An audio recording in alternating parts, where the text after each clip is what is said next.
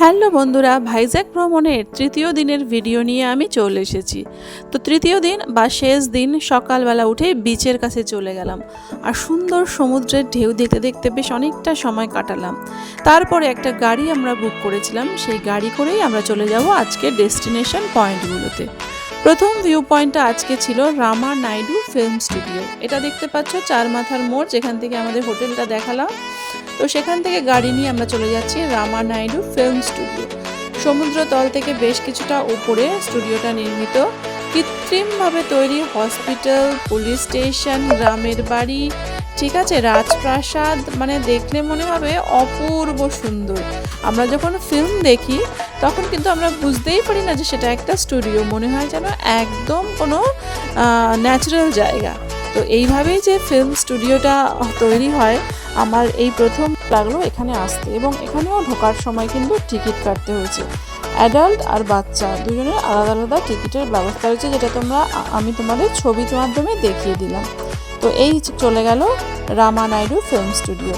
এর থেকে কিছুটা দূরেই আমরা চলে যাব এর পরের ডেস্টিনেশন পয়েন্ট থ্যাতলাকোন্ডা বিচ। হ্যাঁ, থ্যাতলাকোন্ডা বিচ, যেখানে কিনা ন্যাচারাল আর্ট তোমরা দেখতে পারবে। ন্যাচারাল আর্ট মানে কি, মানে সমুদ্রের ঢেউয়ে এই দেখো যে পাথরগুলোতে যে কারুকার্যগুলো হয়েছে শিলার উপরে, সেই নকশাই এখানে রয়েছে এবং দেখতে বেশ ভালো।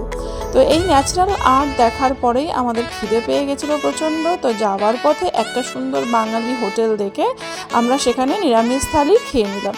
বাঙালি খাবার পাবো অন্ধ্রপ্রদেশে গিয়ে, এটা কিন্তু ভাবাটা খুবই দুষ্কর ব্যাপার।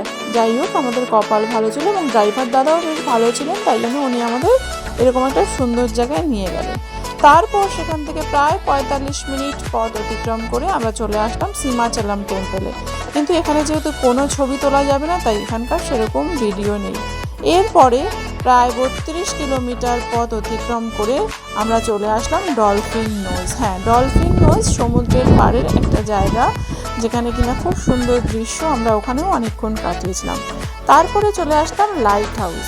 হ্যাঁ, নাবিকরা যেখান থেকে দূরের কোথাও থেকে কোনো শত্রু আসছে কিনা বা কোনো নৌপথে কেউ আসছে কিনা সেগুলো রক্ষণাবেক্ষণ করে দেখে থাকে সেই লাইট হাউস।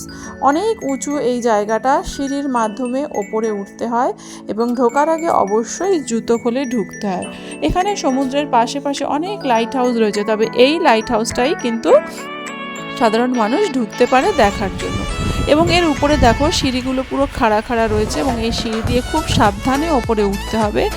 এই পাইপ রয়েছে দেখতে পাচ্ছ, এর ওপর দিয়ে আমরা আস্তে আস্তে উঠে যাচ্ছি এবং ওপরে উঠে প্রচুর হাওয়া আর খুব সুন্দর দেখো দূরে সমুদ্র দেখা যাচ্ছে, বঙ্গোপসাগর, এবং অপূর্ব সেই দৃশ্য তোমরা নিজের চোখে না দেখলে বুঝতে পারবে না। আর এইটা হচ্ছে একটা বন্দর। হ্যাঁ, এই লাইট হাউস থেকে এবার আমরা আমাদের শেষের দিকে চলে আসছি। দিন শেষ হয়ে যাচ্ছে, সন্ধে নেমে আসছে। আমরা চলে আসলাম এয়ারক্রাফট মিউজিয়াম। এখানে আসতেও আমাদের বেশ খানিকটা সময় লাগলো এবং ড্রাইভার দাদা আমাদের এখানেই নামিয়ে দিয়ে চলে গেলেন। উনি আজকে সারাদিনের জন্য নিয়েছিলেন প্রায় 4000 টাকা। এরপরে দেখো বড়দের 70 টাকা আর ছোটদের 40 টাকা দিয়ে টিকিট কেটে আমরা পৌঁছে গেলাম এয়ারক্রাফট মিউজিয়াম। মানে যুদ্ধ বিমানে কি কি থাকে, কি কি ব্যবহৃত হন, তারা কিভাবে সমস্তটা পরিচালনা করেন, সেটাই এখানে খুব সুন্দরভাবে দেখানো রয়েছে। এবং এটা তুমি যদি নিজের চোখে না দেখো তাহলে কিন্তু বিশ্বাস করবে না।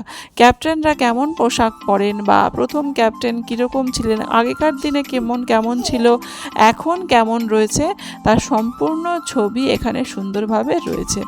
আর এয়ারক্রাফট একটা রয়েছে যেটা কিনা এখানে রয়েছে, যার মধ্যে কিন্তু মোবাইল অ্যালাউ নয়, তাই ভেতরের ছবি আমি তোমাদের দেখাতে পারবো না।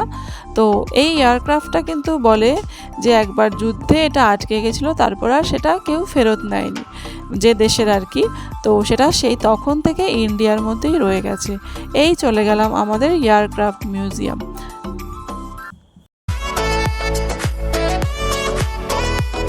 এই সিঁড়ি দেখতে পাচ্ছ, হ্যাঁ, এই প্যাসেজের উপর দিয়ে হেঁটে হেঁটে তোমাকে এয়ারক্রাফট ভিতরে ঢুকতে হবে। এবং ভেতরটা তোমরা অপূর্ব সুন্দর, যেখানে অসংখ্য যন্ত্রপাতি রয়েছে, যদিও তার ছবি বা ভিডিও আমার কাছে অ্যাভেলেবেল নেই। তো এই মিউজিয়াম থেকে বেরিয়েই এবার আমরা একটু চা টা খেয়ে চলে যাচ্ছি আমরা লাস্ট ডেস্টিনেশন পয়েন্ট রয়েছে মৎস্য মিউজিয়াম। সেখানে তোমরা না ঢুকলেও পারো, কিন্তু কারণ ভেতরটা খুবই নোংরা ছিল এবং স্যাঁতস্যাঁতে জায়গা। হ্যাঁ, এবং এখানে যে মাছ রয়েছে, মাছের ভান্ডার রয়েছে, সেটা তোমরা অন্য জায়গাতেও কলকাতাতেও পেয়ে যাবে, তাই এখানে যে ঢুকতেই হবে এমন কোনো ব্যাপার নেই।